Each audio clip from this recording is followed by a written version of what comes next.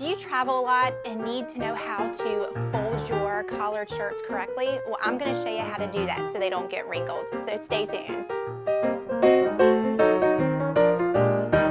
Hey guys, Erin here with Wardrobe Hackers. Today I'm talking about collared shirts. Now this can be a man's shirt, this can be a woman's shirt.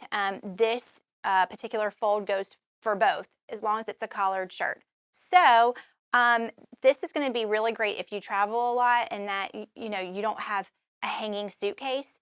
So let's get started. I've got my shirt here folded. Now what you're going to want to make sure of is that the buttons are all buttoned before you get started. And you're going to want to lay the front side of the shirt down on a flat table.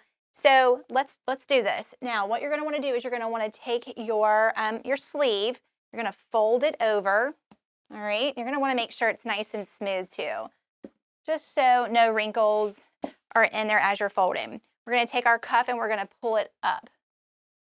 All right, just like this. And we're going to do the exact same thing on the other side. So take your other sleeve, fold it in, make sure there are no wrinkles.